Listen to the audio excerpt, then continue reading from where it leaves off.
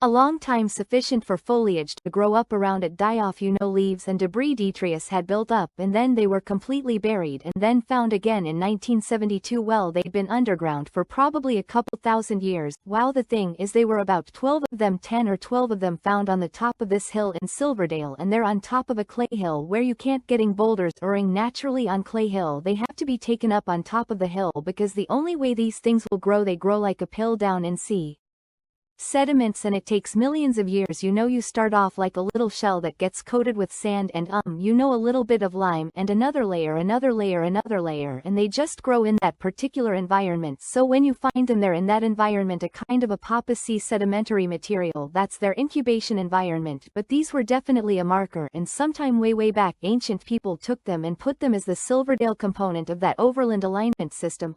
So how is this conclusive proof of ancient culture here in New Zealand? Right, well, first of all, the boulders, they weren't originally in this position. They had to be moved out of the route of the motorway, and they plumped here in 1992, but later on it was found that they have features on them that were made by human hands and definitely done by humans. But Nick Botter, the superintendent of works, his geotech engineers, stated that they had found the boulders to be under a layer of tephra ash from the 186 at explosion of TPO. Well, if you've got purpose-made features done by humans on the boulders, and those purpose-made features must have been before 186 AD, which is over 1,000 years before there were any Mawe in the country. But it's very important to have a really good look at what these cultural idiosyncrasies are, because in this boulder right ahead of me we've got Buer bowls, and bullhorns are found throughout Ireland. They're found all over Britain really, but predominantly in Ireland. They're part of the ancient blessing and cursing altars of Ireland, still in use today. So let's have a look at some. So this boulder was brought up and just dumped here at the side, but then it